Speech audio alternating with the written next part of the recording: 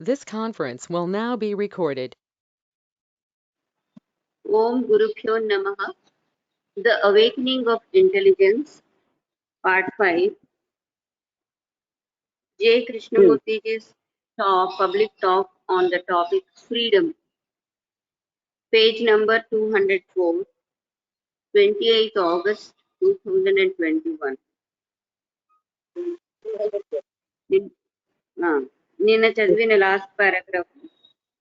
So fear is perhaps the reason why we have not the energy of that passion to find out for ourselves why that quality of love is lacking in us.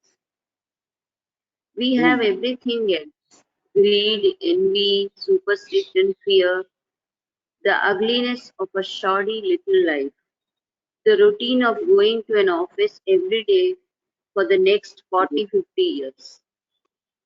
Not that one shouldn't go to an office, one has to, unfortunately, but it has become a routine, and that routine, that going to the office, doing the same thing day after day for 40 years, shapes the mind, makes it dull, stupid, or clever in only one direction. ఇది చదివాం నిన్న. ఇవాళ continuation page 205.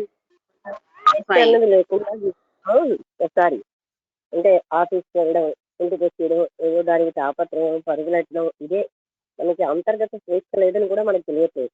తర్వాత అసలు అందువల్ల ఎప్పుడు కూడా మనిషి ఎందుకు ప్రేమ అనేది లేకుండా జీవిస్తున్నాడు అన్న ప్రశ్న కూడా మనకు ఉదయించి, అంటే ఎప్పుడో వచ్చింది తప్ప మనిషికి ఎందుకు ప్రేమ రాహిత్యం అయిపోయారు అని. అది ఇక్కడ మనమేమో ప్రేమ అని మనం చెప్పే నాకు కొడుకంటే ప్రేమ, అది ప్రేమ కాదు. అసలైనటువంటి తన స్థితిలో తను ఉండట్లేదు. అంటే తన స్థితి ప్రేమ స్వరూపం. అసలైన తన ప్రేమ స్వరూపంలో తను ఎందుకని కోల్పోయాడు? తనేమో ప్రేమ సాగరం అయ్యింది, ప్రేమ రహితంగా జీవించి మనుషులను వేరు భావంతో, పరభావంతో, నిర్దాక్షిణ్యంగా తీసి తాను తన శరీరం అనే భావనతో, ఆ శరీరం యొక్క స్వప్రయోజనం కోసం స్వార్థపూరితంగా జీవించడం. అంటే ఇలా ఎందుకు జీవిస్తున్నాడు మనిషి అని, ప్రేమ అన్నది లేకుండా అనే ప్రశ్న ఎందుకు ఉదయించట్లేదు అని అడుగుతున్నారు.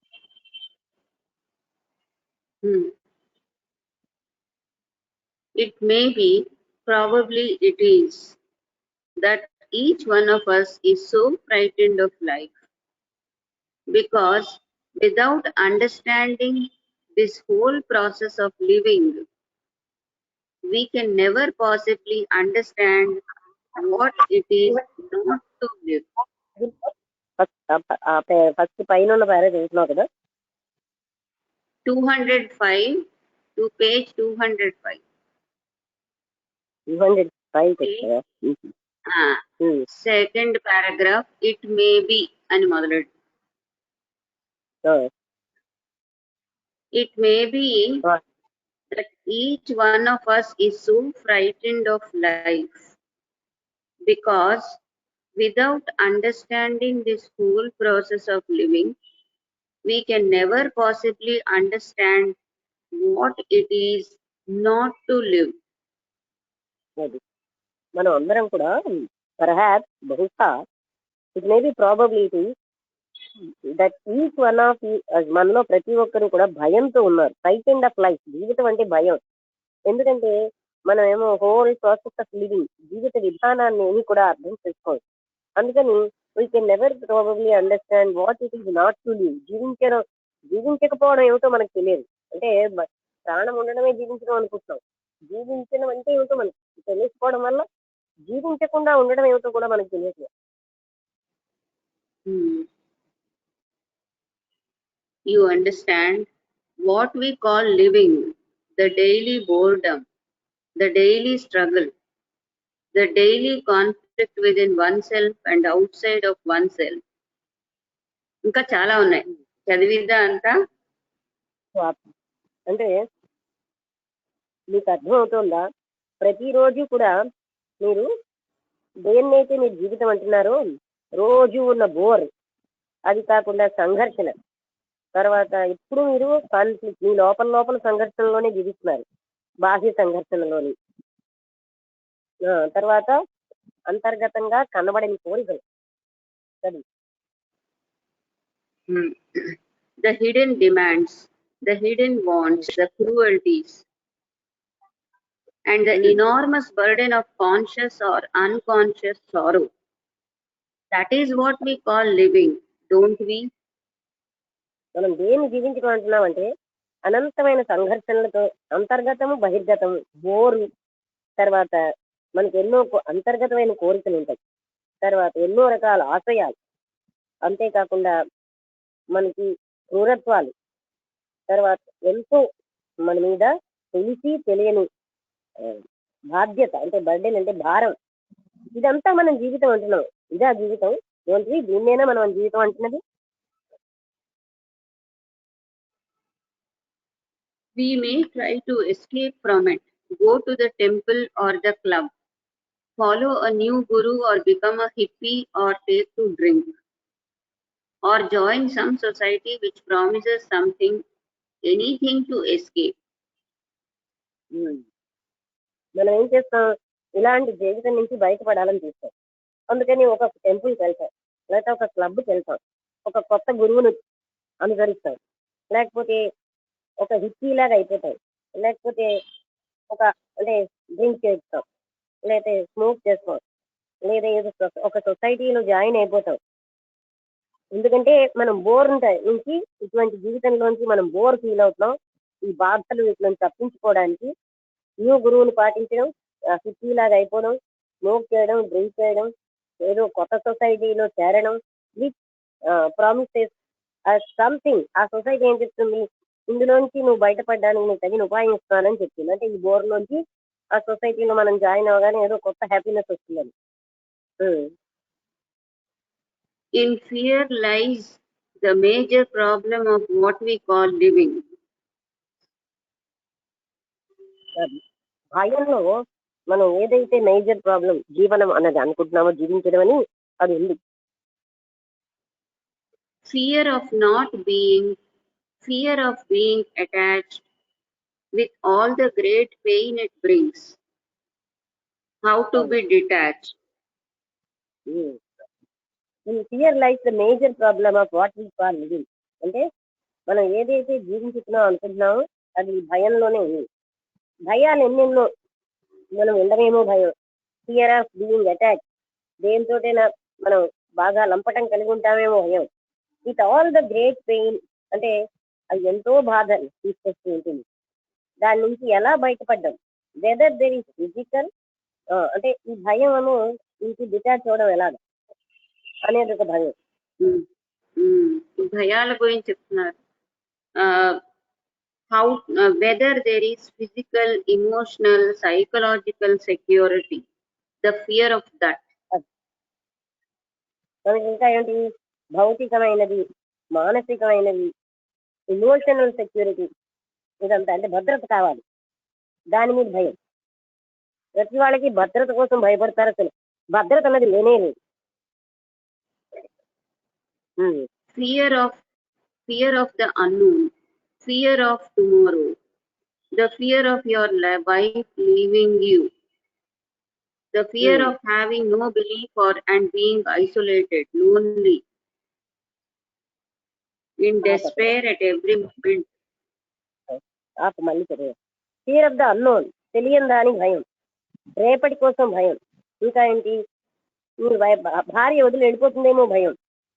అలాగే అంటే fear of having no believe, అయ్యో నాకు దేని మీద విశ్వాసం లేదే అని. అండ్ అలాగే నేను ఒంటరిగా ఉంటున్నానన్న భయం, ఒంటరితనంతో భయం, నిస్పృహ, ఇంకా ఎవ్రీ మూమెంట్, ప్రతి క్షణంలోని చాలా డీపర్ గా ఈ నిస్పృహ, ఒంటరితనంతో భయం. This is what we call living. ఇదే మనం జీవితం అనుకుంటున్నాం. భయాందోళనలో, దుఃఖాలలో, ఎప్పుడు కూడా బోర్లో జీవించడమే మన జీవితం అనుకుంటున్నాం. ఇది ఒక సంఘర్షణ. This is what we call living, a battle, a tortured existence with barren thoughts. That is what we call living. అది మనం అదే జీవితం అంటున్నాం. అది ఒక యుద్ధం అన్నమాట. ఏ టార్చర్డ్ ఎగ్జిస్టెన్స్ అంటే బాధాకరంగా మనం జీవిస్తూ విత్ బ్యారన్ థాట్స్, వ్యర్థమైన ఆలోచనలతో జీవిస్తున్నాం. We live like this because that is our life, with occasional moments of sanity, occasional moments of clarity, to which we cling furiously. ఇలా మనం ఎందుకు జీవిస్తున్నాం అంటే దట్ ఈజ్ అవర్ లైఫ్, మన జీవితం అది. అప్పుడు అప్పుడు మనకి కొంచెం పవిత్రత, అప్పుడు అప్పుడు కొంచెం క్లారిటీ ఉంటుంది. అది దాన్ని మనం ఎప్పుడు కూడా భయంకరంగా వేలాడతాం. ఇది మన జీవితం అని మనం అనుకున్నాం. ఈ భయాలు, ఈ ఆందోళనలు, అతి బాధాకరంగా ఫీల్ అవ్వడం, తర్వాత కోరికలు, ఇంకా ఇది అది కావాలని ఆశయాలు, ఆశలు, ఏదో భద్రత కోసం తపన. అందుకే కదా ఈ కాలం ఆడపిల్లల్ని చంపేసింది. ఆ మగపిల్లలు వాళ్ళ భద్రత భద్రత ఎవరైనా మనుషులు ఇవ్వగలరా? వాడికి వాడి భద్రతే తెలియదు ఆ కొడుకు, వాడేం భద్రత ఇస్తాడు? ఇలాగ తల్లిదండ్రులు మూర్ఖమైన అభిప్రాయాలతో, అంటే అసలు భద్రత అన్నదే లేదంటారు దగ్గర. భద్రత అసలు అవసరమే లేదు. నేను శరీరాన్ని అనుకుంటే శరీరానికి భద్రత అంతదే ఉంది. ఆ శరీరాన్ని నేనన్న భావన నుంచి బయటపడినప్పుడు భద్రత ఎవరికి? ఎప్పుడైతే నేను శరీరాన్ని అన్న భావన వచ్చేసిందో అప్పుడే సమస్త అజ్ఞానం మొదలవుతుంది.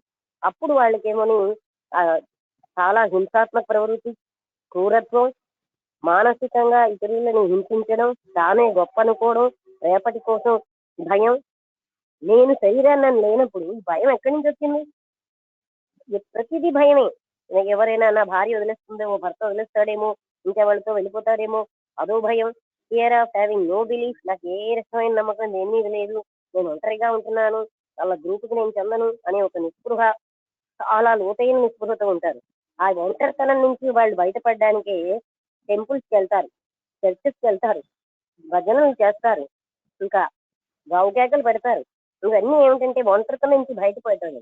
వాళ్ళకి ఏంటి కూడా భగవత్ తపన కానీ, లేకపోతే స్వస్వరూప జ్ఞానం తపనతో ఏం చేయట్లేదు ఎవరు. ఆ ఒంటరితనం నుంచి బయటపడడానికి క్లబ్కి వెళ్ళినట్టుగా ఆయన ఏమంటున్నారు, ఈ భక్తి కూడా ఒక సెలబ్రేషన్ అయిపోయింది అంటున్నారు. అంటే ఆ టెంపుల్కి వెళ్ళడం, లేకపోతే ఉత్సవాలలాగా చేయడం, అదేంటి భక్తి? ఎక్కడైనా భక్తి అంటే ఆ ఉత్సవాల్లో పాల్గొనడం, డ్యాన్సులు చేయడం, ఇదా భక్తి?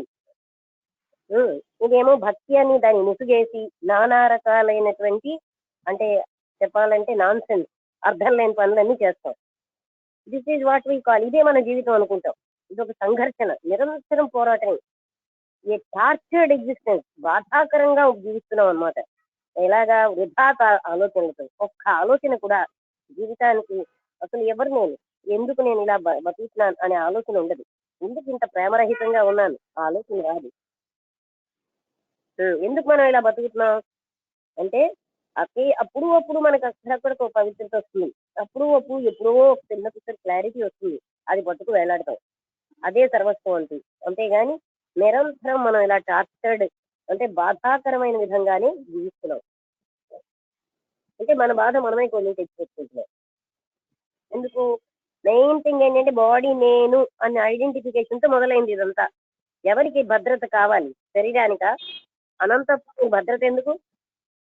ఈ బాడీ నేనన్న ఒక అజ్ఞానానికి ఇదంతా అవసరం. అందుకే నేను ఎవరంటే నేను అన్నదానికి అసలు ఎక్కడ అస్తిత్వం లేదు. అస్తిత్వం లేని నేను పట్టుకుని వెళ్ళాడుతున్నాం మనం. నేను నా శరీరం నా శరీరం అంటున్నాను కనుక అది చచ్చిపోతుంది. దానికి అస్తిత్వం ఉంది, అదే పంచభూతాల్లో కలిసిపోతుంది. నాకు నేను అనే మిథ్యానేనుకు అస్తిత్వం లేని మిథ్యానేను పుట్టి నుంచి చివరి వరకు దాని యొక్క ఊహాత్మక చిత్రాన్ని పెంచుకుంటూ బతికేస్తాం, ఇమేజ్ మేకింగ్. అందుకనే మనం ఎప్పుడు టార్చర్డ్ లైఫ్, మహా బాధాకరంగా బోరింగ్ గా జీవిస్తున్నాం. ఆ సంగతి మనం ఎప్పుడు అది మన జీవితాన్ని అలా యాక్సెప్ట్ చేసేసాం. జీవితం అంటే బోర్ అని. అదా ఏం చెప్తారు ఇక్కడికి?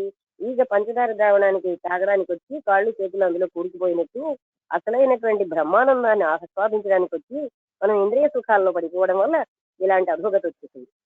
Okay. Please, sirs, don't merely listen to words and don't be carried away by them. Please sir అని పాపం ఎంతలాగా అడుగుతున్నారు. మీరు కేవలంగా పదాలు వినడం కాదు, వాటితోటి మీరు కొట్టుకుపోకండి. ఎక్స్ప్లెనేషన్స్ వినడం కాదు, దేనికైనా నిర్వచనాలు వినడం కాదు. అది వినేసి అవి వచ్చేసిందని మనం భావిస్తూ జీవించేస్తున్నాం. ఎన్నో ఏండ్లై 4 పదాలు వింటాం, భగవంతుడు అంటాం. ఎవడండి భగవంతుడు అని గట్టిగా అడిగితే ఎవరు చెప్పలేరు.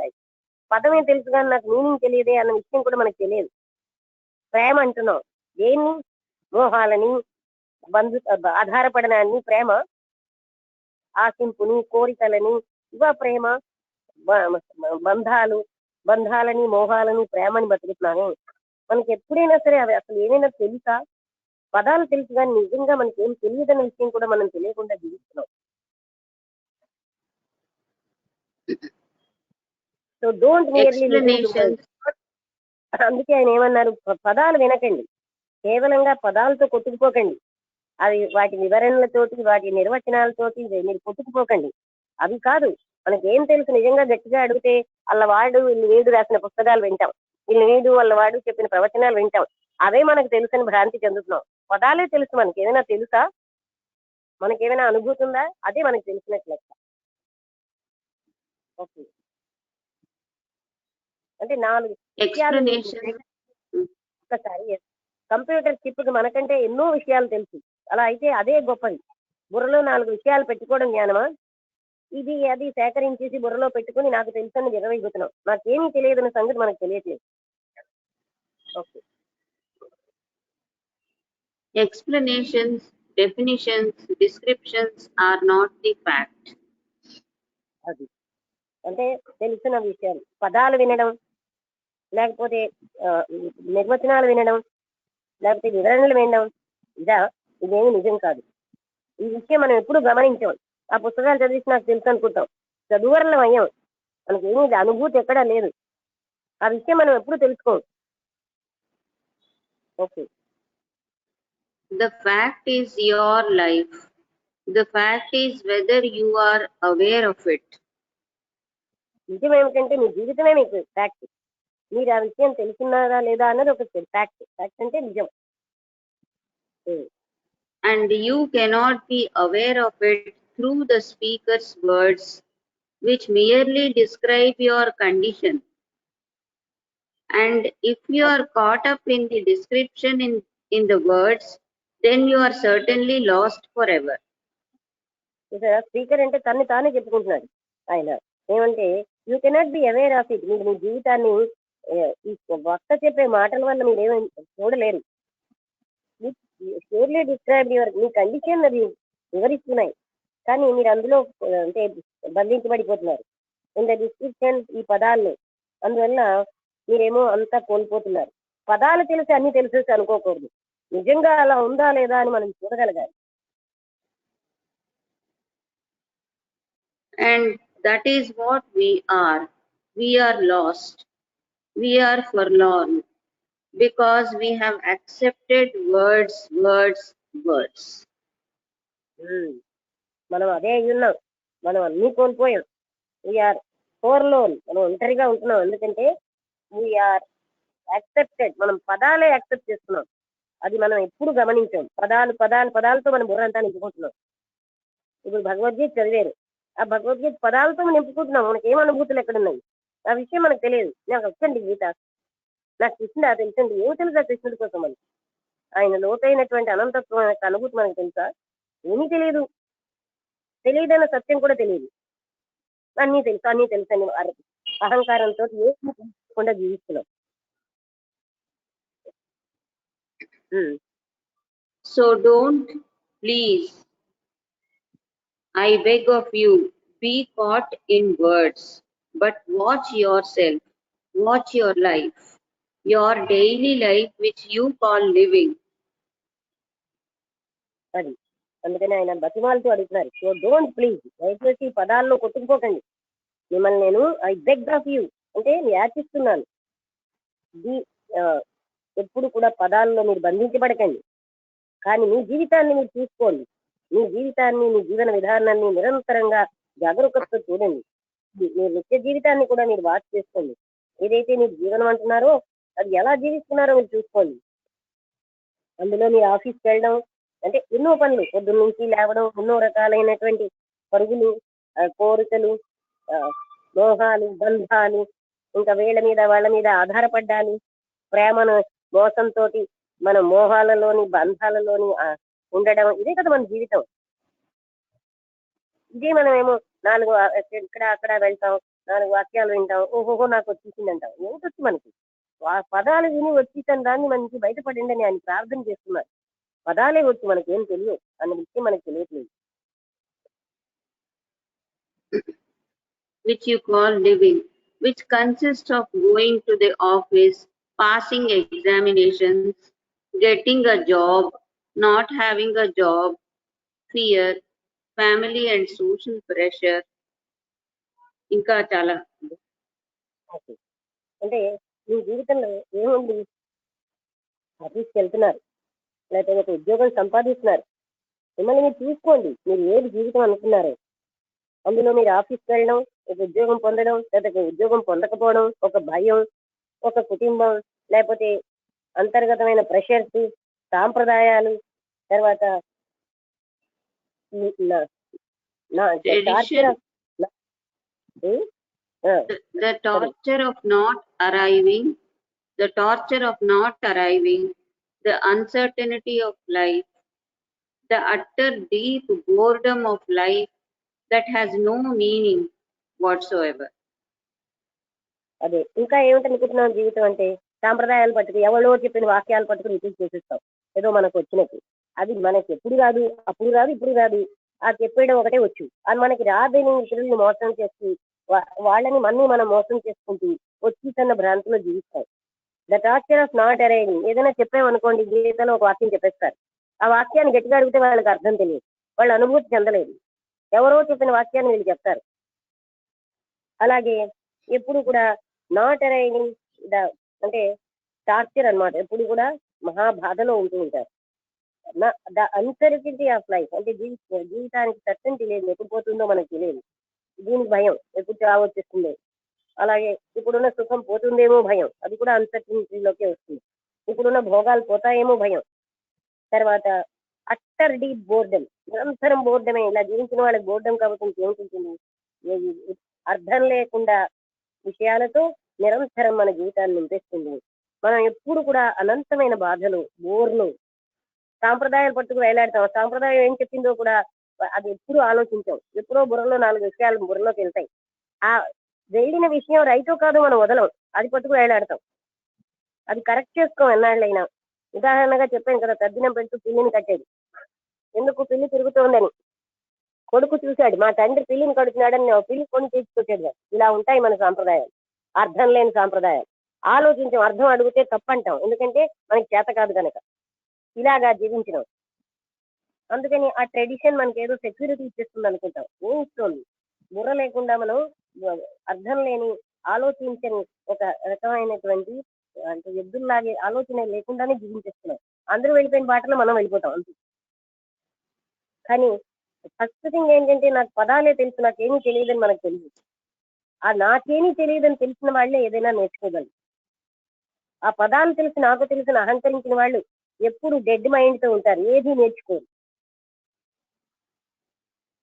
అలా జీవితం అంతా వేస్ట్ చేసుకుంటున్నాం. మనం అర్థం లేని జీవితం గడిపేస్తున్నాం. Okay. You may give significance to life. You can invent as philosophers and theoreticians do, as religious people do.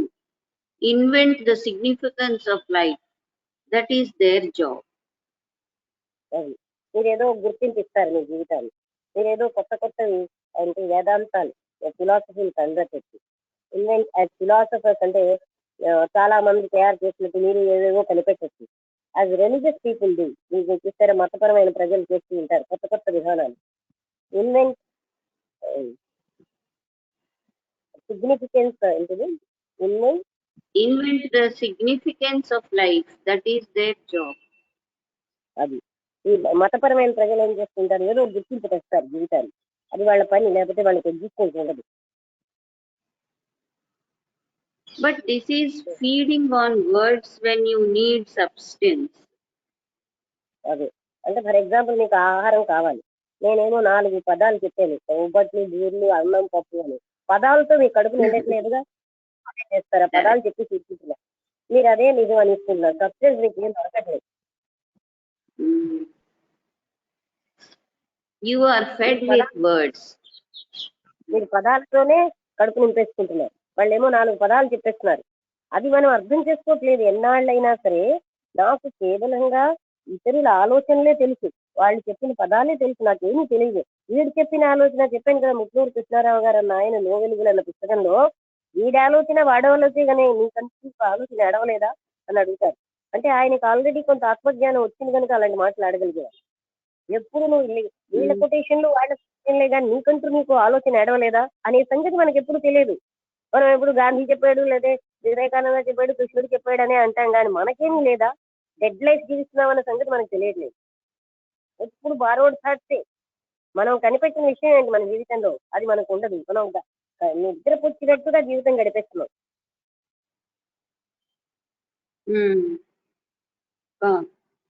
You are fed with words and you are satisfied with words.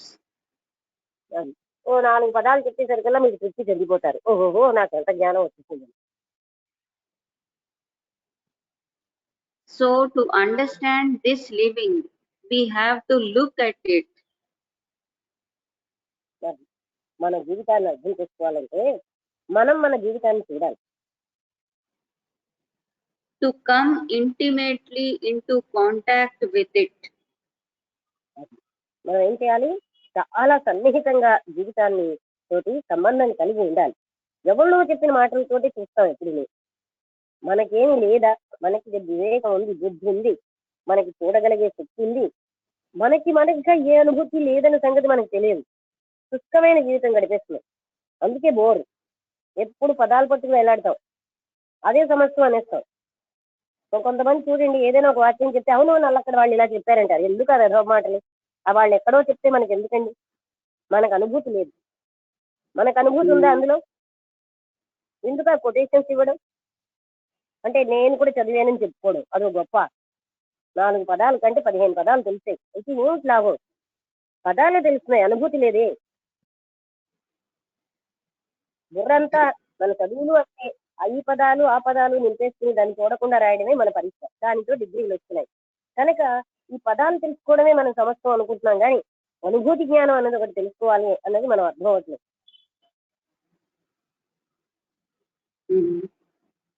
ఒక ఉదాహరణకు, ఒక వ్యక్తి కోపంలో ఉన్నాడు. ఆ వ్యక్తి కోపంలో ఉన్నా నేను కోపంలో లేకుండా ఉండగలుగుతున్నానా అని అది తెలియదు. ఆ కోపాన్ని అధిగమించి వీళ్ళ దగ్గరికి వెళ్ళి మంచినీళ్ళు తాగి పారిపోయి అక్కడి నుంచి ఈ ఉపాయాల మనకు కావాల్సినవి.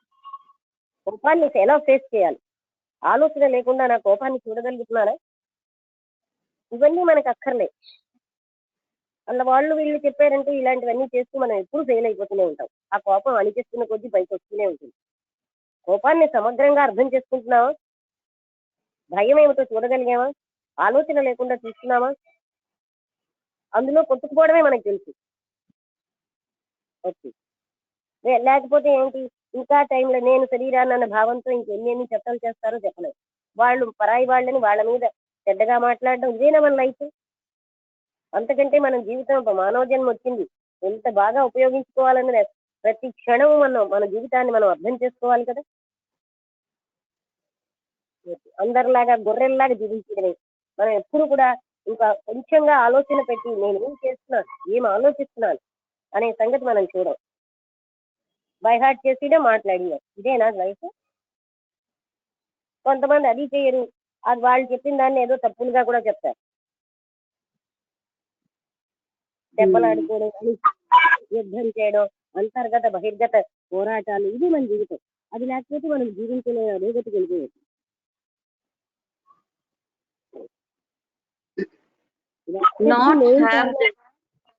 బాడీతో ఐడెంటిఫికేషన్. ఎప్పుడైతే మనకి బాడీ నేను అనుకున్నాడో ఈ దుర్మార్గత్వాలన్నీ వస్తున్నాయి. కానీ ఈ భూమి మీదకి ఎందుకు వచ్చేయడని ఆలోచన ఎప్పుడు చేయడు. ఇలాంటి పనికిరాని వాటిల్లో పెట్టుకోవడం, ఇదే జీవితం, ఇదే గొప్ప అనేసుకుంటారు. 10 మంది ఓహో ఆహా అంటే నేను గొప్పగా ఉన్నాను అనుకుంటారు. ఎందుకది? తన జీవితాన్ని తను ధైర్యంగా తీసుకోవాలి కదా. Okay, not have the space and time interval between yourself and it. అంటే నీ జీవితానికి నీకు టైము స్పేస్ ఇంటర్వెల్ లేకుండా ఉండాలి. అంటే మధ్యలో మీరు అంత అది మీరే మీ జీవితం అన్నట్టుగా దాన్ని అబ్జర్వ్ చేయాలి. You don't have this time-space interval when you have deep physical pain. You act. You don't theorize. మనకి ఏదైనా బాధ వచ్చింది అనుకోండి భౌతికంగా, ఏ కాలుకో పెద్ద దెబ్బ తగిలిపోయింది, అప్పుడు ఈ టైం స్పేస్ ఉండవు, నేనే నా బాధ అన్నట్టు చూసుకుంటాం. అలాంటప్పుడు ఉంటాం. పుట్టప్పుడు ఎందుకు ఉండట్లేదని అడుగుతున్నారు కదా, టైం స్పేస్ అన్నది రాకుండా చూసుకోండి. You don't quarrel about whether there is Atman or no Atman, soul or no soul. You don't begin to quote the Gita, the Upanishads, Quran, by the Bible or some saint. అందుకని మీరు ఎప్పుడు కూడా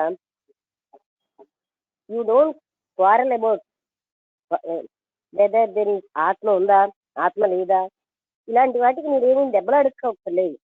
అలాగే గీత ఇలా చెప్పిందండి, ఉపనిషత్తు ఇలా చెప్పిందండి, ఖురాన్ ఇలా చెప్పింది, ఎందుకు ఇవన్నీ కోట్ చేయడం? You don't begin to quote. అవన్నీ కోట్ చేయడం మొదలెట్టుకుంది. తర్వాత వాళ్ళ మహర్షి ఇలా చెప్పాడు, ఇవన్నీ ఎందుకు మీరు కోట్ చేయడం? మీ జీవితాన్ని మీరు చూసుకోండి అంటున్నారు.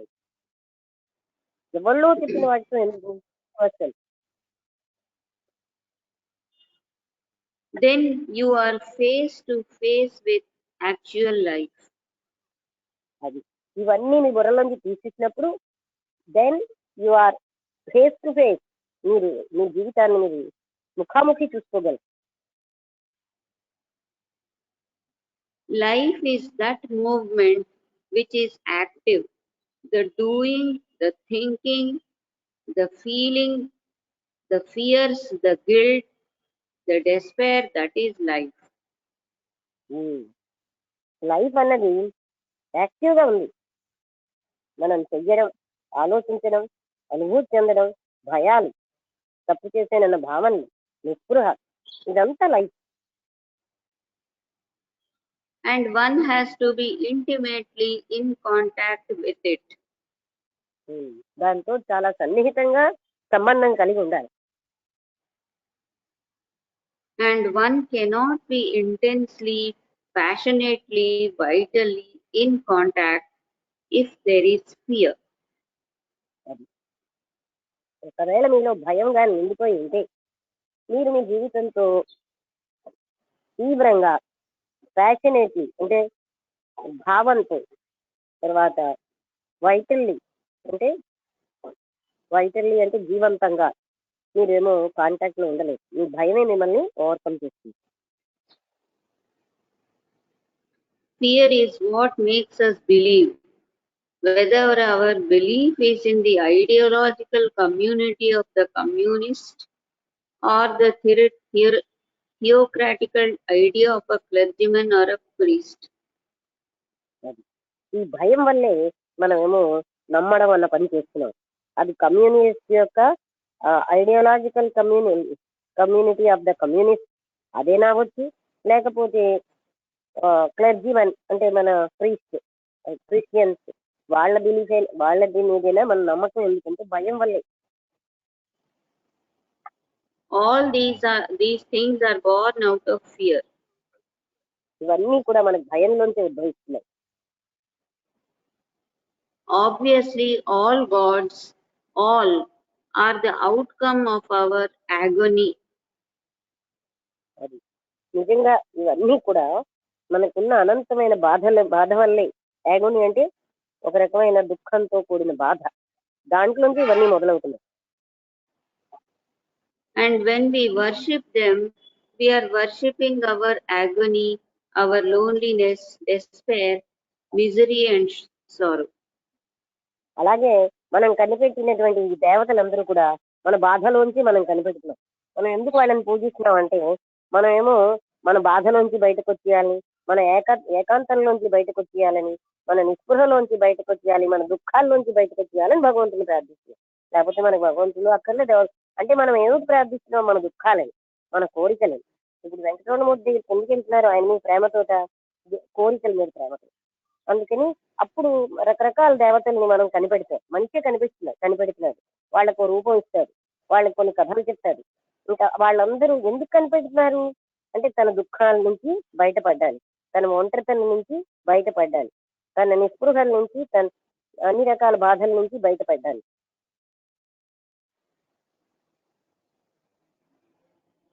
Do please listen to all this. It is your life, not my life. జాగ్రత్తగా ఇదంతా వినండి. ఇది మీ జీవితం, నా జీవితం కాదు. You have to face this, and so you have to understand fear. మీ జీవితాన్ని మీరే ఎదుర్కోవాలి. మీరు భయాన్ని బాగా అవగాహన చేసుకోండి. You have to understand the jealousy that you have, the envy and jealousy, which are merely the indications of fear. Understand life. And you cannot understand fear if you don't understand life. మీ భయాన్ని, మీ జీవితాన్ని మీరు అర్థం చేసుకోకపోతే మీ భయం మీకు అర్థం అవ్వదు. తర్వాత వాక్యం, you have to understand the jealousy that you have. మీకున్న అసూయని మీరు అప్పుడు అర్థం చేసుకోగలరు. మీకున్న ఎన్వి అన్న జెలసీ అన్న ఒకటి, which are nearly the malicious of fear. అంటే అది భయంలో ఉన్నటువంటి ఒక చెడు విషయం. అసూయ అన్నది కూడా భయంలోంచి ఉద్భవిస్తున్నాయి ఇవన్నీ. And you can understand totally, not intellectually. There is no such thing as understanding intellectually. There is only understanding totally. అప్పుడు మాత్రమే మీరు సంపూర్ణంగా అవగాహన చేసుకుంటారు. అంటే ఏం చెప్తున్నారంటే, బుద్ధితో అవగాహన చేసుకోవడం కాదు, అసలు అలాంటి విషయమే లేదు. అనుభూతితోటి అవగాహన చేసుకోండి సంపూర్ణంగా. You can understand totally, and it is like looking at the sunset with your mind, with your heart, with your eyes, with your nerves. It is then you understand. మీరు ఎలాగైతే సూర్యాస్తమయాన్ని చూసినప్పుడు మీరు ఎలా చూస్తున్నారు? Looking with at that sunset with your మనస్, అంటే మీ మనస్సుతో, హృదయంతో, మీకున్న కళ్ళతో, మీకున్న నరాలతో, సమస్తంతో మీరు చూస్తున్నారు. అప్పుడు మీకు అది అవగాహన అవుతుంది.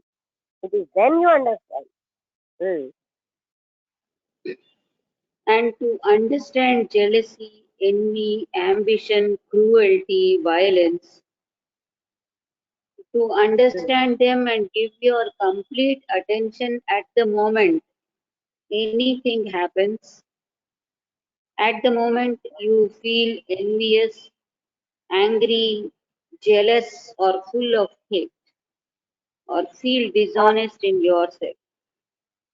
ఓకే, అంటే మిమ్మల్ని మీరు మీ యొక్క అసూయని, మీలో ఉన్న ఆశయాలు, అంటే ఈ అసూయ అంటే క్రూరత్వం, వైలెన్స్ అన్నా కూడా హింసాత్మక తత్వం, ఇవన్నీ మిమ్మల్ని మీరు అండర్స్టాండ్ చేసుకుంటున్నారంటే టోటల్ గా in the moment anything happens. అలా మీరు పూర్తి అవగాహన చేసుకున్నప్పుడు ఏమైనా జరుగుతుంది. Anything happens at the moment you feel envious. అంటే మీరు ఎప్పుడైతే ఒక అసూయ పెడుతున్నారో, కోపం వస్తుందో, అలాంటి టైంలోనే మిమ్మల్ని మీరు ఇలా చూసుకోవడం వల్ల మీకున్న అసహ్యం ఆర్ ఫీల్ డిసానెస్టీ, అంటే మీలోనే నిజాయితీ లేకపోవడం, ఇవన్నీ ఆ క్షణంలోనే మీరు చూస్తున్నప్పుడు అద్భుతమైన విషయం జరుగుతుంది. Then if you understand that, you will understand fear. అంటే ఈ బ్రాకెట్ లో then if you understand that, ఇవన్నీ మీరు ఎప్పుడైతే మీరు అర్థం చేసుకుంటున్నారో అప్పుడు భయం ఏమిటో మీకు అర్థమైపోతుంది. But you can't take fear as an abstraction. As an abstraction అంటే మీకు అర్థం కాకుండా అలా మాత్రం మీరు తీసుకోకండి. అసలు భయం ఏంటి అన్నది ఆలోచన లేకుండా దాన్ని చూసి పూర్తిగా టోటల్ అటెన్షన్ తో చూడాలి. అప్పుడు అది అబ్స్ట్రాక్షన్ కాదు, అంటే పూర్తిగా మీకు అనుభూతిలోకి వస్తుంది అది. After all, fear exists in relation to something. After all fear, ఈ భయం అన్నది దేనితో సంబంధంతో మనకు వస్తుంది. Are you not afraid of your neighbor, of the government, of your wife, husband, afraid of death, and so on? అది మీకు అంటే ఇంకొక దాంతో సంబంధంతో భయం వస్తున్నదని చెప్తున్నారు కదా, అంటే దాన్ని వివరిస్తున్నారు. మీకు మీ నైబర్ అంటే భయం లేదా, లేకపోతే గవర్నమెంట్ అంటే భయం, భార్య అంటే, భర్త అంటే, మృత్యు అంటే, ఇలాంటి భయాలన్నీ అంటే ఇంకో దాంతో సంబంధం వల్లే భయం వస్తున్నదంటే మృత్యుతో సంబంధం వల్ల మృత్యు వల్ల భయం. ఉమ్. You have to observe, not fear, but inquire as to what has brought this about. భయాన్ని చూడడమే కాదు, అసలు ఎందుకు భయం వస్తుంది అని చూడండి. ఏది నాకు భయాన్ని తెచ్చిపెట్టింది? Now we are going to examine what living is. అది ఇప్పుడు ఇంతవరకు ఒకసారి ఆపు.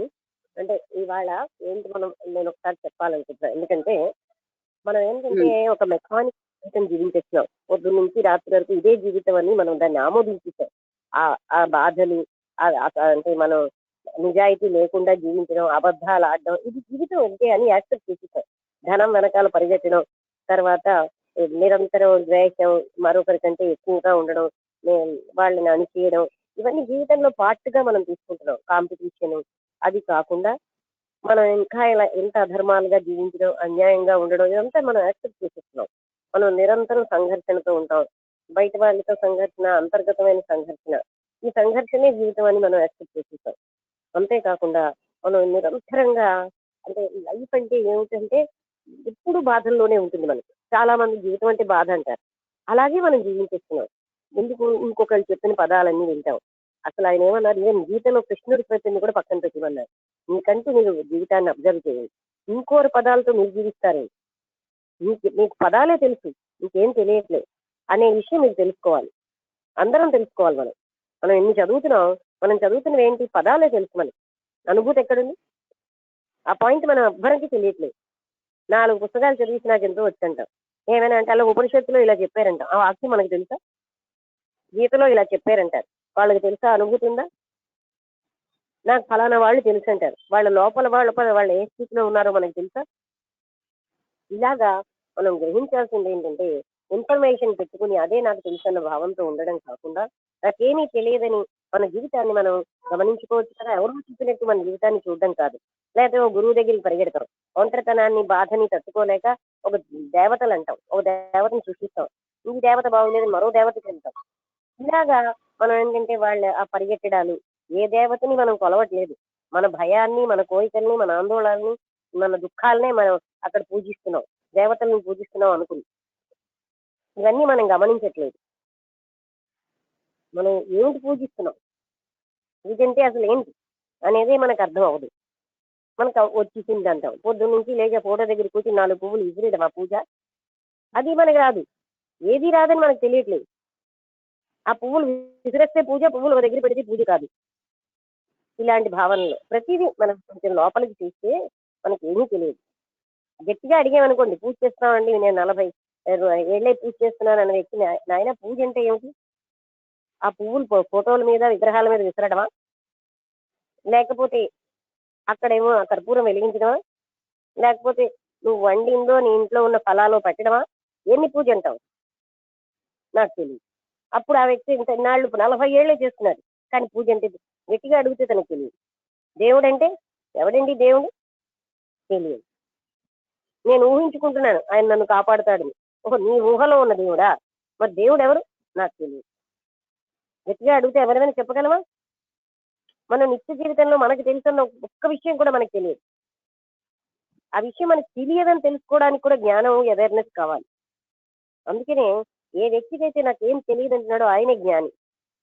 నేను మీ అందరికీ ఎన్నోసార్లు గ్రీక్ దేశంలో ఉన్న సాక్రటీస్ గోనెగుడ్డలు కట్టుకుని ఉండేవాడు. అక్కడ అమ్మవారిని అడిగితే ఎవరు తెలివైన వాడు ఈ ప్రాంతం అంతట్లో అంటే, ఆ గోనెగుడ్డలు కట్టుకున్న సాక్రటీస్ మహా గొప్పవాడంటే ఆవిడ దగ్గరికి వెళ్తే అమ్మవారు చెప్పింది, మీరు చాలా తెలివైన వాళ్ళని అంటే, నాకు ఒకటే తెలుసు, అది ఏంటంటే నాకు ఏమీ తెలియదని అన్నారు. I know one thing and that is that I know nothing అన్నారు. అంటే ఆయన నథింగ్ నాకు తెలుస్తున్నాడంటే ఆయన మహాజ్ఞాని. ఆ స్థితికి వచ్చేసేది. మనం 4 ముక్కలు వీళ్ళు వాళ్ళు చెప్పినంత బుర్రలో పెట్టుకుని నాకు ఇవ్వచ్చు అవ్వచ్చు అంటాం. ఇవ్వచ్చు, మనకి ఎక్కడ అనుభూతి ఉందని కూడా చూసుకో. వాళ్ళ అనుభూతి వాళ్ళకు ఉంది, మన అనుభూతి ఉందా? వాళ్ళు చెప్పిన బైహార్ట్ చేయడం అన్న అనుభూతి తప్ప మనకి ఏముందండి? అవి బుర్రలో పెట్టుకోవడం, దాన్ని మళ్ళీ తిలకాలలో పలుకులు పలికినట్టు పలికేస్తాం. మనకేమీ తెలియదు. తెలియదని మాత్రం గట్టిగా ఎవడో అడగటం లేదు, సరిపోయింది. అడిగితే మనకేమీ తెలియదని ప్రూవ్ అయిపోతుంది. అవునండి, గీతలో ఇలా చెప్పాడండి, అదేదో వీడు గీత చదివాడని చెప్పుకోవడం ఏమిటి లాభం దానివల్ల? మనం ఎప్పుడు కూడా ఇవన్నీ బుర్రలో పెట్టుకుని మన జీవితాన్ని మనం పరిశీలించడం అన్న దాన్ని కోల్పోయాం. మనం టోటల్ అటెన్షన్ తో మన లైఫ్ చూడటం లేదు. అది ఎప్పుడు బాధలతో, ఆందోళనలతో, భయాలతో నిండింది. భయం ఎందుకు మనకి? అంటే అతను ఏదో ఒక సంబంధంతో ఉంది. మృత్యు అంటే భయం. మృత్యు అన్న దాంతో సంబంధం ఉంది కనుక మనకి భయం. లేకపోతే ఇంకెవడో వచ్చి నన్ను ఏదో చేస్తాడన్న భయం, భార్య వదిలేస్తుందేమో భయం, భర్త అంటే భయం, కొడుకులంటే భయం, అన్ని భయాలే. అసలు భయం దేని వల్ల అని కూడా చూడమంటున్నారు. భయాన్ని అవగాహన చేసుకోవడమే కాక దేని నుంచి భయం వస్తుందని మనం చూసుకోవాలి. ఈ భయం వల్ల ఎప్పుడు మనం సమగ్రంగా చూడలేం. మన జీవితాన్ని సంపూర్ణంగా మనం చూడడం అనేది మనకి చేత కావట్లేదు. ఎవరో చెప్పిన డైలాగులు చెప్తాం కానీ నేను చూసానా, నా అనుభూతి ఉందా అన్నది ఎవరు ప్రశ్నించుకోవట్లేదు. ప్రతి వాళ్ళకి వాళ్ళ జీవితం ఉంది వాళ్ళ ఎదురుగుండా. ప్రతివాడు జీవించున్నాడు. ఆ జీవితాన్ని ఏమిటి అని చూసుకునే స్థితి అందరికీ ఉంది, కానీ ఎవరు చూసుకోరు, కళ్ళు మూసుకుని జీవించేస్తున్నారు. ఇలా ఉంటుంది కనుక ఆయన రిక్వెస్ట్ చేస్తున్నారు మళ్ళీ, ఈ స్పీకర్ చెప్పింది కూడా అన్ని పదాలు మీరు బుర్రలో పెట్టుకోకండి, మీ జీవితాన్ని మీరు చూడండి, ఆ పదాలు వర్ణించకండి అని చెప్తున్నారు. ఇది చాలా సీరియస్ విషయం. ఎందుకంటే మనం ఎప్పుడు అబ్జర్వ్ చేసుకోం, ఎప్పుడు మనం మనకి ఏదో వ్యక్తిత్వం అనే పెద్ద కబుర్లు ఆడతారు కానీ వీళ్ళ పదాలు వాళ్ళ పదాలు చెప్పడం వ్యక్తిత్వమా? వాళ్ళ ఆలోచనలు వీళ్ళ ఆలోచనలు కోట్ చేస్తూ మనకంటూ మన జీవితం లేనట్టు బతుకుతున్నాం.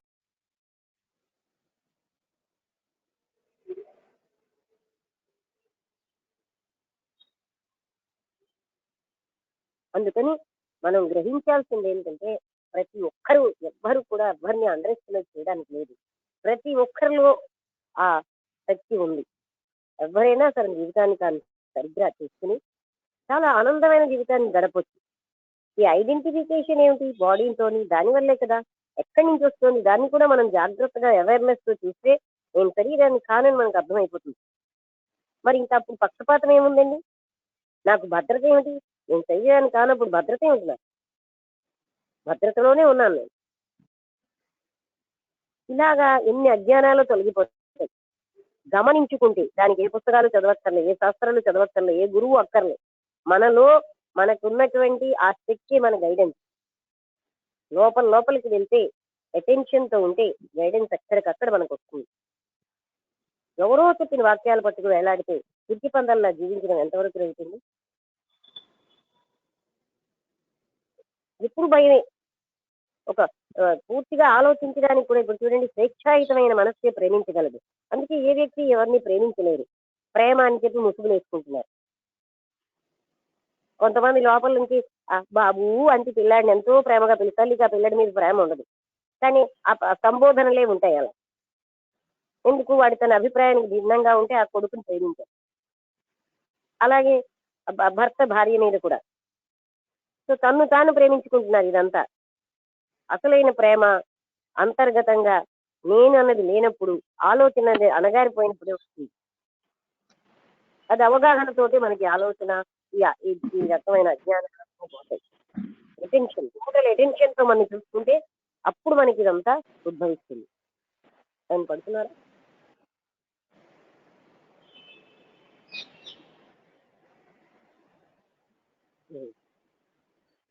అర్థమైందా?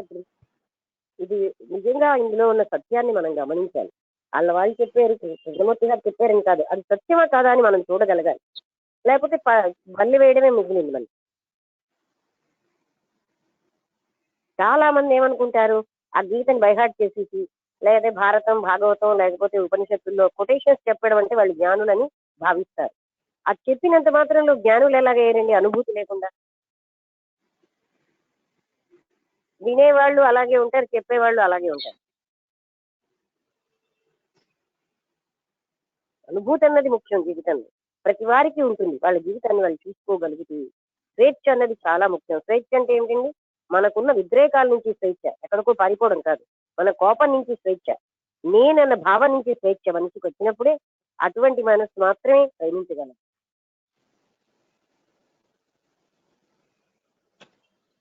ఎవరైనా ఏమైనా సందేహాలు అడుగుతారా?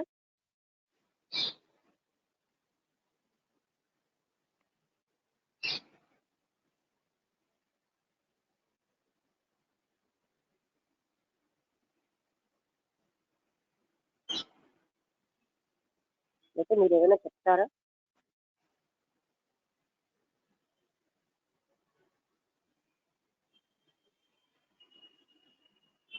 ఇంక స్వేచ్ఛ అంటే మనుషులు ఎక్కడికి వెళ్ళిపోయినా వాళ్ళకి స్వేచ్ఛ రాదు. వాళ్ళ మనస్సు, వాళ్ళకున్న మోహాలు, వాళ్ళకున్న బంధాలు అన్ని పట్టుకునే పారిపోతున్నారు ఎక్కడికి వెళ్ళినా. ఆఖరికి కొండకి లాస్ట్కి వెళ్ళిపోయినా ఆ బంధాలు ఉంటాయి, మోహాలు ఉంటాయి, అజ్ఞానం ఉంటుంది, తన కోరికలు ఇవన్నీ ఎక్కడ పోగొట్టుకోకుండా స్వేచ్ఛ ఎలాగొస్తుంది? కొండ మీదకి వెళ్ళిపోతే వచ్చేస్తుందా, కాశీలోకి వెళ్తే వస్తుందా? అవన్నీ అవన్నీ వదిలి తిరుగుతున్న స్వేచ్ఛే. కాశీ కంటే ఎక్కువే పుణ్యం వస్తుంది. పుణ్యం అంటే ఏంటి? తన దగ్గర యథార్థ స్థితిలో ఉండడమే అసలైన విషయం. రామస్వామి స్వామి చెప్పారు, ఒక క్షణం తన ఆత్మతత్వంలో ఉంటే కోటి తీర్థాలు సేవించిన ఫలితం, కోటి నదుల్లో స్నానం చేసిన ఫలితం, కోటి యజ్ఞాలు చేసిన ఫలితం.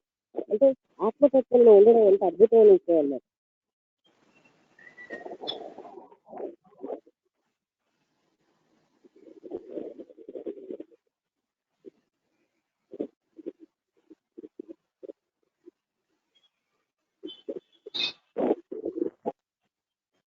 ప్రభగారు లేరా ఇవాళ?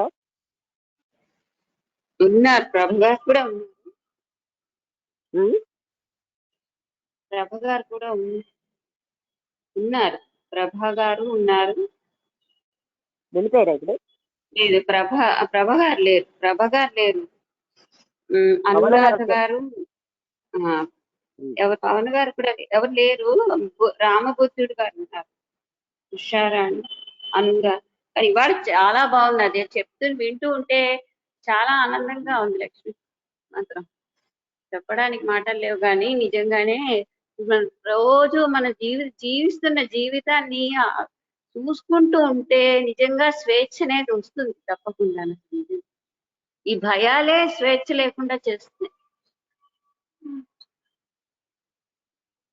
అందుకే గురువులు అంటూ పారిపోతారు. లేకపోతే చాలా బాగున్నది ఇలాంటి ఫిలాసఫీ. అసలు నిజంగానే అది చాలా గొప్ప విషయం. అదృష్టం కొద్ది ఇలాంటివన్నీ వింటున్నామేమో అనిపిస్తుంది, చూపిస్తున్నారు అంతా.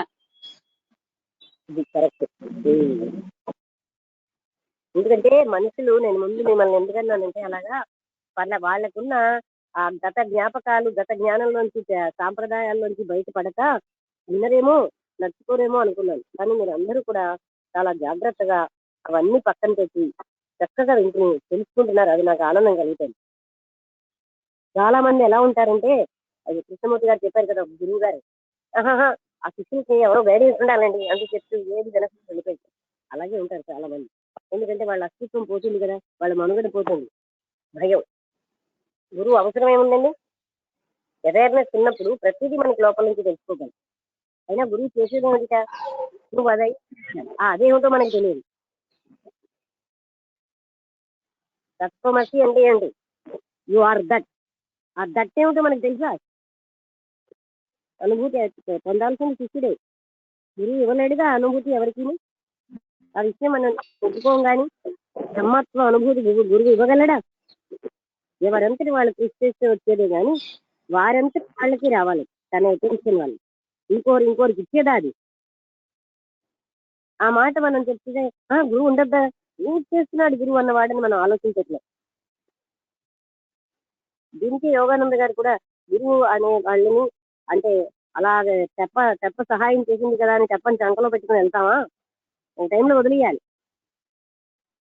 ఎందుకు వదిలేయాలి? నేనే లేనన్నప్పుడు గురువు ఎక్కడున్నాడు?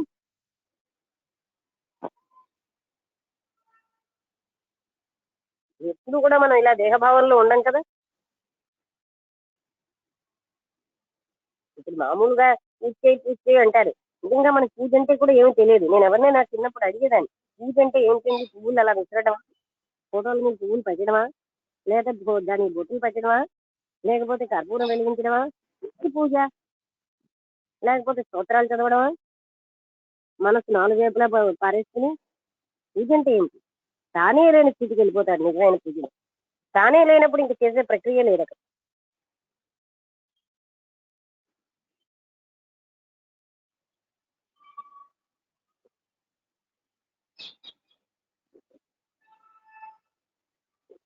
నిజమైన అనుభూతులు ఏకత్వానుభూతి వచ్చేస్తుంది.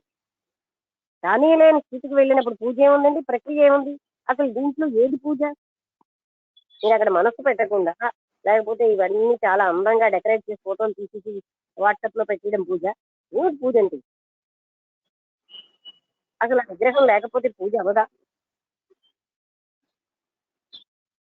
ఏదో ఒక సింబల్ గా పెట్టారు నాయనార్లు. వాళ్ళేమో అంత అనంతమైన భక్తి పార్వశ్యంలో ఉండేవారు.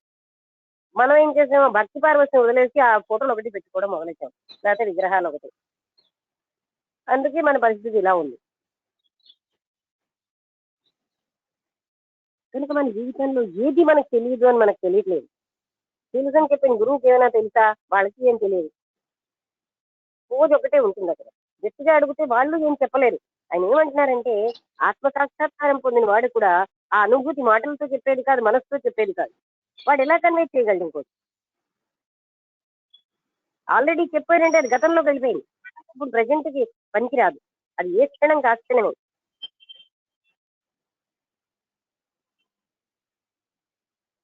అలాగే మన నిత్య జీవిత విషయాల్లో అలా జీవితాన్ని అలాగా మనం అంటే గొర్రెల కంటే అన్యాయంగా గడిపేస్తాం.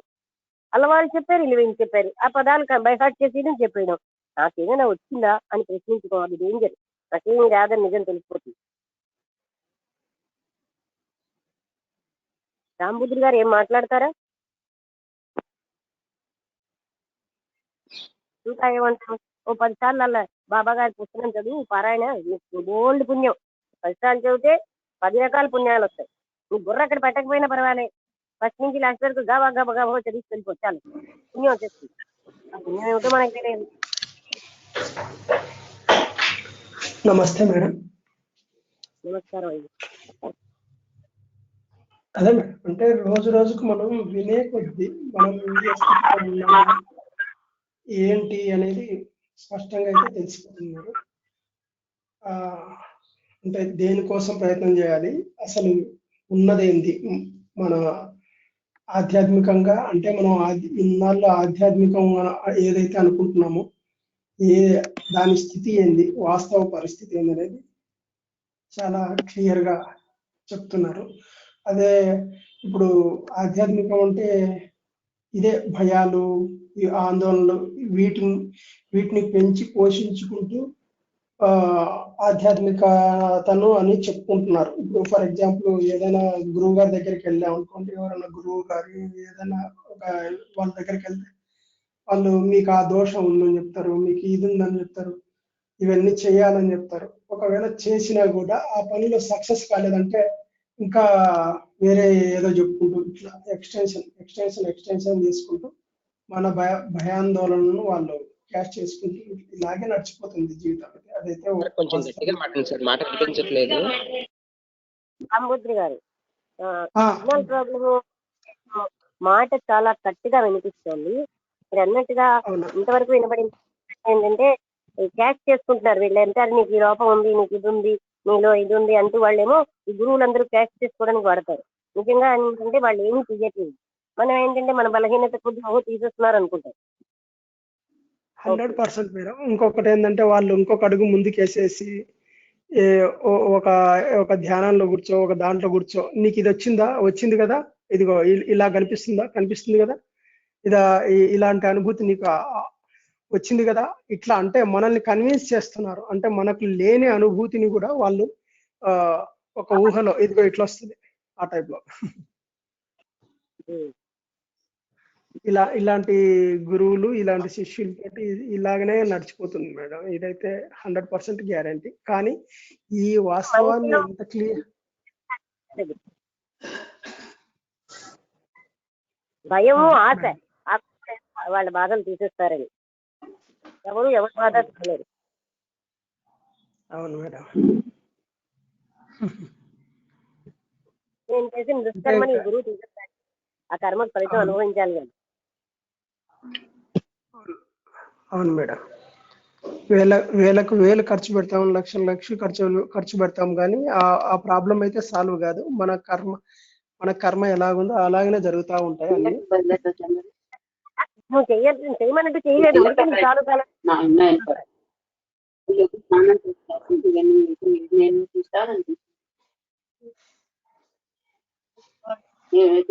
దోశ చేసి నీళ్ళు పోసుకుని వస్తావా?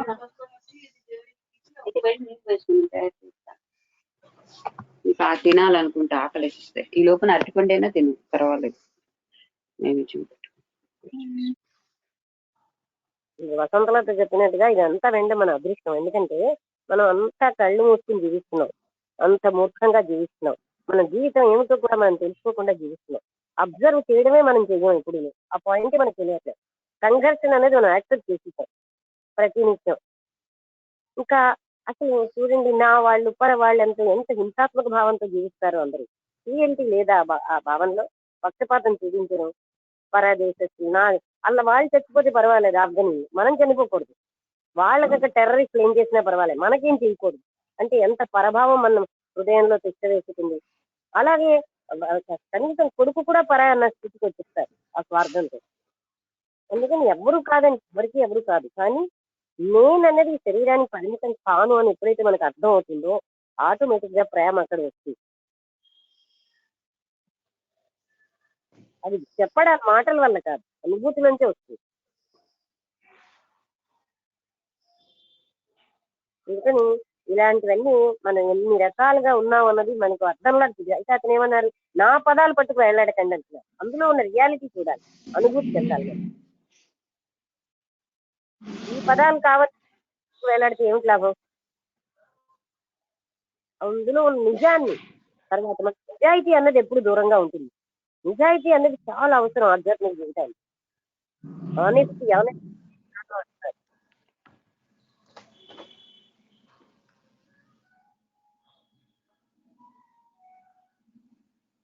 99% ఆఫ్ ద గురించి అన్ని నిజాయితీ ఉండదు. ఎందుకంటే వాళ్ళు చెప్పే అబద్ధాలు మనం నిజమని నమ్మాలి.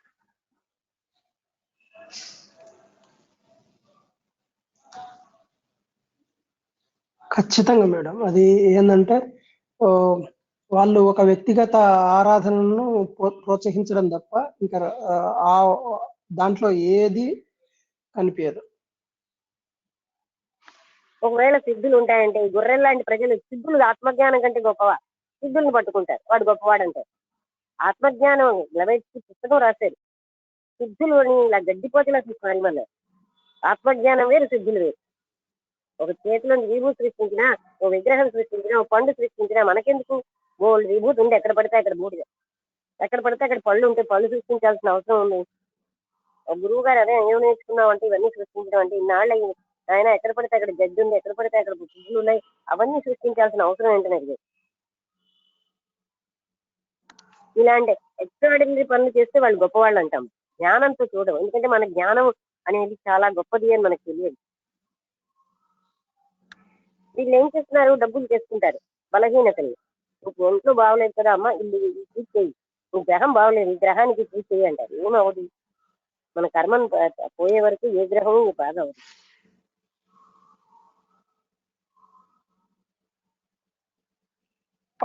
ఒక్కటైతే నిజం మేడం. ఇప్పుడు మనం డిస్కస్ చేసే ఈ కృష్ణమూర్తి గారి తత్వం కానీ మీరు చెప్పే విధానం కానీ వీటి వలన ఒకటైతే నిజాన్ని తెలిసిపోతుంది. ఏంటంటే మనిషి దేనికి భయపడాల్సిన అవసరం లేదు. అంటే ఒక ఒంటరితనాన్ని కానీ ఒక రక్షణ గురించి కానీ దేని గురించి భయపడాల్సిన అవసరం లేదు. ఎందుకు అని అంటే జరగాల్సింది ఆటోమేటిక్ ఎలా జరుగుతుందో ఆ కర్మ ప్రకారం జరుగుతుంది. మన జీవిత విధానాన్ని మనం యాజ్ ఇట్ ఈజ్ గా తీసుకోవడం అనేది అనే విధానం. అంటే ఇప్పుడు ఇంతవరకు ఎలాగో అంటే విపరీతమైన భయాన్ని పెంచే ఆధ్యాత్మికత నుంచి ఒక అద్భుతమైన అభయాన్ని ఇచ్చే ఒక విధానం అనేది ఉంది అనేది ఇప్పుడు అంటే మనం ఈ చర్చ వలన అయితే మనకు తెలిసిపోతుంది మేడం. అదైతే స్పష్టంగా తెలిసిపోతుంది కదండి. ఎక్కడో నేను ఇస్తున్నానంటూ ఆయన దగ్గరికి రమ్మని చెప్పలే, నేను చెప్పిన పదాలు పట్టుకుని వేలాడకండి అని చెప్తున్నారు. మనలోనే ఉందని తెలుస్తున్నారు. అది అద్భుతమైన విషయం. నేను చెప్పింది చాలా రైట్. ఎవరెక్కడికి పరిగెత్తక్కర్లేదు, జీవితాన్ని గమనించుకోవడం రావాలి. ప్రతి క్షణం ఎప్పుడు మనం ఇతరుల మీద ఆధారపడతాం. ఈ ఆధారపడడం పోవాలి. మనం అస్సలు ఏమైపోతుంది? బేసిక్ థింకే అది మేడం. అంటే ఆ, ఈ తత్వంలో మెయిన్ ఆధారపడడం, ఆధారము అనేది అది లేకోకుండా ఉంటేనే ఇంకా ఏదైతే ఆధారపడడం అనేది ఉందో అదొక్కటే పాయింట్ మేడం, బాగా చెప్పాలంటే. మన పతనానికి తీసుకొస్తుంటే అవును ఇంకే మేడం. డిపెండెన్సీ ఉంటుంది. దాంట్లో డిపెండెన్సీ ఉన్నంత కాలం మీరు మీ సెల్ఫ్ నాలెడ్జ్ అనేది సంభవం కాదు అని చూపిస్తున్నారు కదా.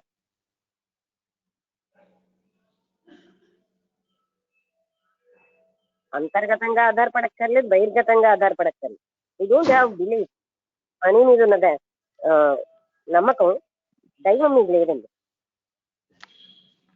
అంటే మనీకే అంత ప్రాముఖ్యం ఇస్తున్నాడు మనిషి. ఎందుకంటే తన ఇంద్రియ సుఖాలకు ఇచ్చిన ప్రాముఖ్యతను ఇంకా దేనికి ఇవ్వట్లేదు.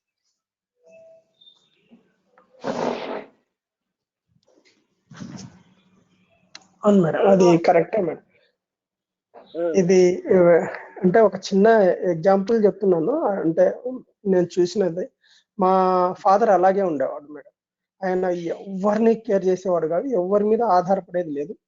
తన జీవితం తను, అంటే ఆధ్యాత్మికంలో ఆయనకు తోచిన పద్ధతిలో ఆయన చేసుకుంటూ ఉండేవాడు. కానీ అసలు డిపెండెన్స్ అనేది ఆయన ఎక్కువ ఇది చేసేవాడు మేడం.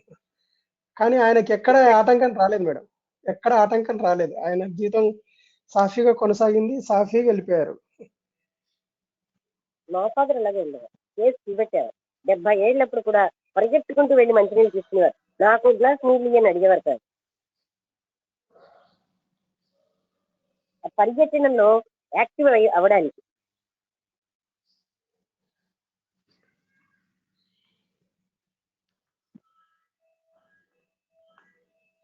నిజంగా చెప్పాలంటే ఈ డిపెండెన్సీ మనిషిని కుంగదీసేస్తుంది. అంటే పూర్తిగా మనకి ఇంకోటి ఏంటంటేనండి, డిజైర్. ఎవరో ఏదో చేసేస్తారు. మనమేమో అధర్మమైన పనులు చేస్తూ ఉంటాం. మనం అధర్మం మనకి రాకుండా ఇంకెవడో ప్రొటెక్ట్ చేయగలండి. ఎంత అధర్మంగా ఆలోచిస్తున్నాను చెప్పండి. అది చేసేటప్పుడు జాగ్రత్తగా ఉంటే మనం రైట్ యాక్షన్ చేసుకుంటూ వెళ్ళిపోతాం. మనకున్నటువంటి గెంటెమ్మ కోరికలు, అదే లాంగ్ డ్రీమ్స్ అంటాం ఇంగ్లీష్, అవే మనని తప్పు చేసేది చేస్తున్నాయి.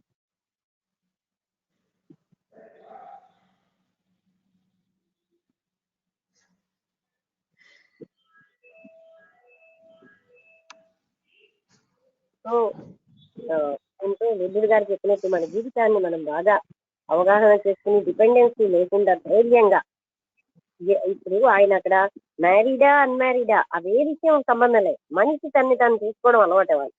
ప్రతి క్షణం తన లైఫ్ ఏంటి, ఇలా పరిగెత్తడం, ఇలా అబద్ధాలు చెప్పడం, ఇలా నిరంతరంగా నన్ను అన్యాయం చేస్తూ ఇదేనా జీవితం? బాధలు ఆందోళనలతో జీవించడమైనా, భయంతో ఇంతేనా లైఫ్ అని మనకి ఎప్పుడు రావట్లేదు. ఒక విప్లవం రావాలి మనలో. అలాగే నేను ఎన్నోసార్లు చెప్తుంటాను, ఇది చదివే నచ్చదివేని అంటారు. ఎన్ని చదివినా వాళ్ళలో ఉన్న కాఠిన్యం పోదు, వాళ్ళ అహం పోదు, ప్రేమ అన్నది రాదు. ఏమిటి ఎన్ని చదువుతాయి? ఈ పూజలు చేస్తారు, 15 గంటలు ధ్యానాలు చేస్తారు, కాఠిన్యం పోదు, వాళ్ళ అహం పోదు. మరి ఏమి లాభం ఈ ధ్యానాల వల్ల? భగవంతుడు నా పక్కనే కూర్చుంటాడంటారు. ఎంత పక్కనే కూర్చున్నా వాడి స్వభావంలో మార్పు రాలి. పక్కన కూర్చుని లాభం ఏంటి? పక్కన అంతే భగవంతుడు వస్తాయి. ఒకసారి ఆవిడ అలాగే చెప్పారు, నాకు ఎప్పుడు నా పక్కనే ఉంటారు ఫలానా వాళ్ళు అంటే, డెన్ వాట్ అన్నది. అనేసరికల్లా ఆవిడ, అమ్మ నాకు కృష్ణమూర్తి గారిని నేను ప్రచారం చేసేదాన్ని కనుక అర్థమైంది మీకు చెప్పిన ప్రశ్న. పక్కన భగవంతుడు కూర్చుంటే ఏమిటి? మామూలుగా లేదా ఇక్కడ ఆయన కనబడని రూపంలో ప్రతిష్టం ఇక్కడే ఉన్నాడు. మనం ఏమైనా ఫీల్ చేస్తున్నామా? ఆ రూపం పెట్టిన భగవంతుడు అనేవాడు మనం ఆపాదించుకుని రూపం ఆయన లేదుగా, మనం కల్పించుకుంటున్నాం. అంటే అంటే యాక్చువల్ గా హృదయంలో ఉన్నాడు అంటారు కదా, హృదయంలో ఉన్నవాడిని గమనించగానే పక్కన ఉన్నాడు అని చెప్పేసి పక్కన ఉన్నాడు ఎదురొచ్చాడు. పక్కన ఉన్నాడంట, హృదయంలోనే ఉన్నాడు. హృదయేసేర్జున తిష్టతి అన్నాడు. ఈశ్వర సర్వభూతానాం హృదయేసేర్జున అంటే, అర్జున నేను హృదయంలోనే కూర్చున్నాను. భ్రామయన్ సర్వభూతాన్ని యంత్రారూఢాన్ని మాయయా అనే ఆ మాటకి అతను అడిగారు కదా వెంకటేశ్వర స్వామి గారు. అవును మరి ఇలా చెప్పారు అంటే, అది చెప్పడమే మనం చేస్తాం, మనం మర్చిపోతూ ఉంటాం మన లోపలే ఉన్నాడని. ఆ డైలాగ్ చెప్పేస్తాం బై హార్ట్ చేసి, బట్ ఆల్వేస్ ఎక్కడో ఉన్నాడని పట్టుకుని వెళ్తాం. ఎంత దూరమైనా, ఎంత డబ్బులైనా, ఎంత ఖర్చు పెట్టైనా వెళ్తాం. అప్పటికి కానీ మనకి పుణ్యం రాదు. అక్కడికి కానీ భగవంతుడు కనబడ్డా. అక్కడ కనబడింది ఏంటి? ఒక స్వామిజీ ఉండేవారండి శ్రీశైలంలో. నువ్వు మల్లికార్జున్ని చూసావా అమ్మా అని అడిగారు. అంటే లేదు ఇంకా అంటే దర్శనం కాదు ఆయన అన్నది, చూసారా అంటే అప్పుడు అర్థమైంది. అంటే ఆయన ఇంకెందుకమ్మా అక్కడికి వెళ్ళడం అన్నారు. ఎంత బాగా చెప్పారు చూడండి. అంత తోచుకు వెళ్ళడం ఎందుకమ్మా, ఆయన కనబడలేదా నీకు అని అడిగారు. ఇంకా మనం అవేం పట్టించుకో, విగ్రహం చూడడం దేవుని చూసేసామంటాం. ఏం చూసామండి? విగ్రహం చూసాం. ఆయన ఎక్కడ చూసి, ఆయనకు రూపం ఉందా? అన్నిట్లోని రూపానికి అతీతంగా, మనస్సుకు అతీతంగా ఉన్న స్థితి అని చెప్తూనే ఉన్నారు. కానీ మనం అది పక్కకి నువ్వు ఈ రూపంలో పడి ఉండని చెప్తాం. ఆ రూపంలో లేకపోతే నీకు భగవంతుడి చూడంటాం.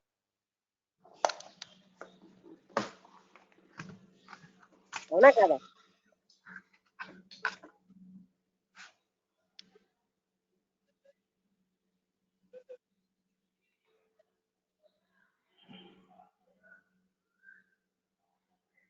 ఓకే, అందరూ అర్థం చేసుకుంటున్నారు, సంతోషం. అనురాధ గారు ఏం మాట్లాడరా?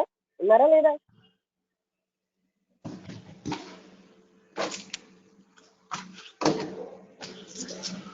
నమస్తే అండి.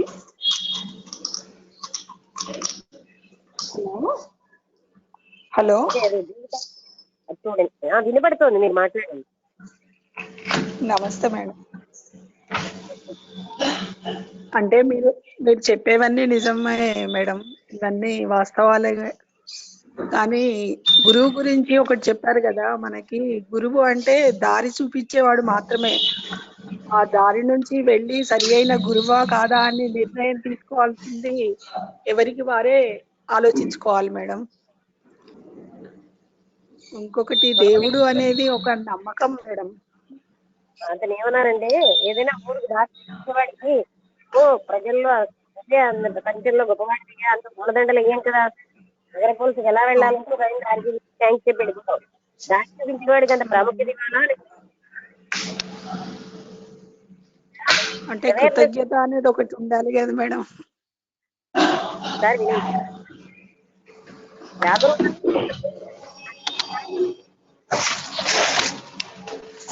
మేడం మీ వాయిస్ బ్రేక్ అవుతుందండి.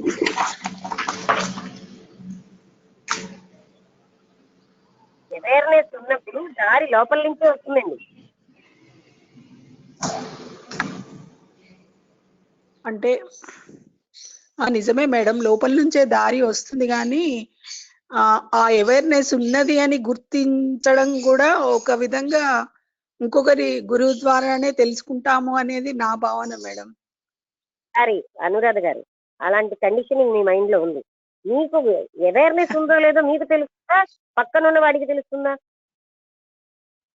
అంటే ఎవరికి వాళ్ళకే తెలుస్తుంది, కానీ అంటే నీలో, అంటే హనుమంతుల వారికి నీలో ఈ శక్తి ఉంది అని చెప్తే గానీ అర్థం కాలేదట మేడం. అలాగే నాలాంటి వాళ్ళు అంటే నా చెప్తున్నాను మేడం నా గురించి. మీకు తెలుస్తుందా లేదా? ఆలోచన మీలో వస్తుందో లేదో మీకు తెలుస్తుందా? అంటే నిజం చెప్పాలంటే ఇవన్నీ మీ ద్వారా ఇవన్నీ వింటుంటే ఆలోచన వస్తుంది మేడం, అంతకుముందు తెలిసేది కాదు నాకు. అందుకని అంటున్నాను గురువు ప్రాముఖ్యత. అది కాదు నేను అనేది, మీకు ఆలోచనలు ఉన్నాయి అని మీకు ఆ మాత్రం తెలుస్తుంది కదండి, దానికి చదువు అక్కర్లేదు కదా. ఇప్పుడు నాకు బుర్రంతా ఆలోచనలు, అది నేను అన్నది. ఆ ఆలోచన లేకుండా అనే, ఇప్పుడు మీకు కోపం వచ్చింది, కోపంలో వాడి అన్నాడు, లేకపోతే నాకు కోపం వస్తుందా అనిపిస్తుంది, అది ఆలోచనేనా? అవునండి. ఆలోచన ఉన్నదనేది మనకి అవేర్నెస్ వల్ల తెలుస్తుంది కదండి. అవును. ఏ శాస్త్రాలు కోపం ఎలా పోగొట్టుకోవాలో చెప్పట్లేదు కదండి. కోపం నుంచి పారిపోయే విధానాలు చూడొచ్చు, అంతేనా? కోపం అణిచి అన్నారు, అణిచి లాభం ఉందా? డబుల్ పవర్ తో పైకి వస్తుంది, అయిపోతుంది.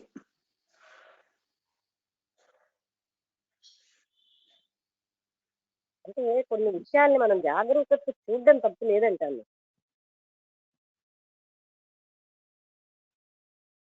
ఆయన ఏం చెప్పారు మీరు పూర్తిగా వినలే.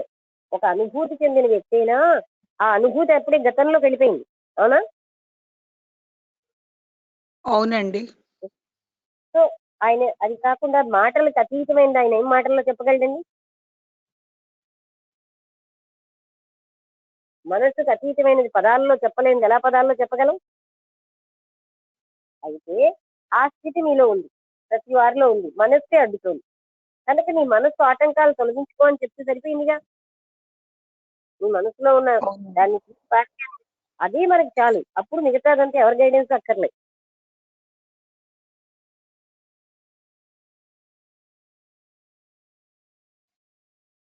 దానికో పేరు పెట్టి ఈ పేరు ఆ పేరు పెట్టి చెప్పక్కర్లేదు కదా.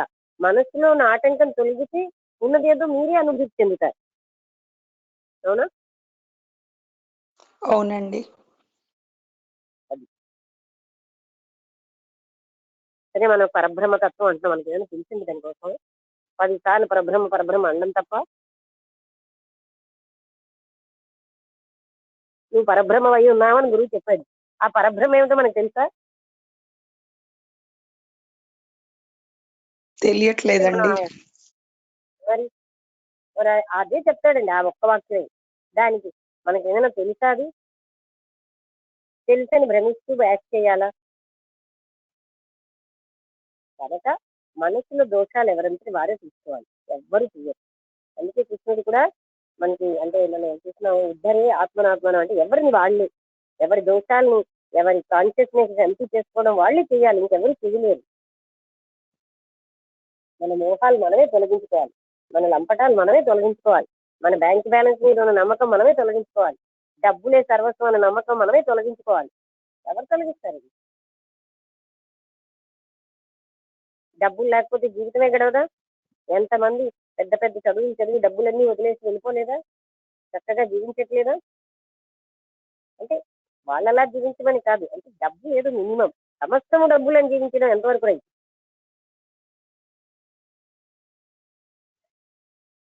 మనం మొత్తం శక్తులని డబ్బులు ధారపోతున్నాం. ఆ డబ్బులు మనకి జ్ఞానాన్ని ఇస్తున్నాయా, సుఖాన్ని ఇస్తున్నాయా? అది చూడవు. ఇస్తాయన్న భ్రాంతిలో జీవిస్తాం నమ్మకంతో. నారాయణ మహారాజు గారు చెప్పేవారు, ఒక ధనవంతుడికి ఇద్దరు కొడుకుల్లో బోల్డ్ ధనం ఉందని చెప్పి 3 భాగాలు చేసి ఇద్దరు కొడుకులు చూసి తన ఒక భాగం తీసుకున్నారు. నిజంగా జరిగింది. ఒక కొడుకేమో వచ్చి కొన్నాళ్ళకి, నాన్న నీకెందుకు, నీ భాగాన్ని నాకు ఇచ్చి నేను వ్యాపారం చేస్తానన్నారు.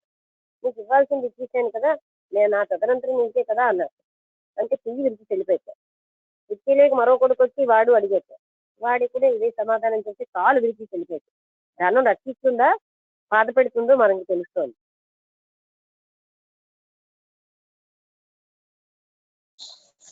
ధనం వల్ల ఇబ్బందులే ఎక్కువ మేడం, అవసరాన్ని మించిన ధనం ఉంటే. ఏంటండి? అది అంత నమ్మకం ఏమిటండి? దైవం మీద ఉండదు. నేను ధనమా దైవమా అని ధర్మమా అని గ్రూప్ డిస్కషన్ పెట్టాను. 60, 40, 50, 60, 70, 80, 90 ఏళ్ళ వాళ్ళు ఉన్నారండి. అందులో అందరూ ధర్మమే అన్నారు. అయితే మీ నిత్య జీవితంలో మీరు ధర్మమే అని జీవిస్తున్నారా? లేదన్నారు. ఎందుకు జీవించట్లేదు? మీకు నమ్మకం లేదా? శాస్త్రం మీద నమ్మకం లేదా? చెప్పుకోవడానికే కానీ ఆచరణలో లేదా? ఆ మాట వాళ్ళందరూ తర్వాత చెప్పారు, మాకు కల్చీస్ ఉంది అన్నారు. నిజమే, మేము ఎందుకు జీవించట్లేదు? ధైర్యం లేదా?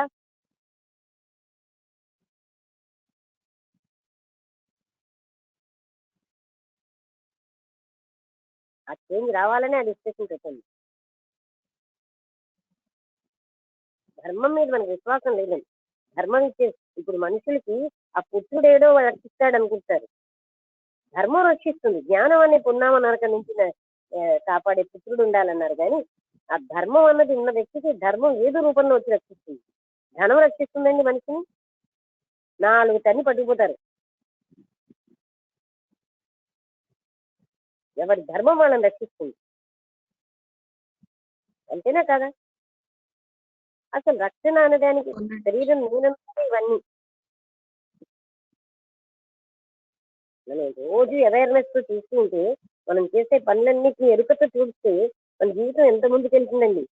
మూర్ఖత్వాలన్నీ పోతాయి. ప్రేమ లైఫ్ లో డామినెంట్ గా ఉంటుంది. ఎప్పుడైతే మన కాన్షియస్నెస్ ఎంటీ అయిందో హృదయంలో అక్కడే ఉన్న ప్రేమ పెళ్లి బుక్కుతుంది, బయటకు వస్తుంది. అంటే లోపల ఉన్న ఇవన్నీ ఎంపీ చేసుకోవాలి మనం. అది ఎవరు చేయరండి. దాన్ని ఎవరి మీద ఆధారపడకూడదు, ఎవరంతటి వాళ్ళే చేసుకోవాలి, ఎవరు చేయలేరు కూడా. మీ లోపల ఉన్న విషయాలన్నీ తొలగించి కూడా మీరు చేయాలి. ఓకే, ఇంటరాక్షన్ మంచిదండి, కొంత అందరికీ కూడా బాగా అవగాహన అవని వాళ్ళకి కూడా అర్థమవుతుంది. ఓకే, అందరికీ నమస్కారం, ముగించేద్దాం. నమస్తే మేడం.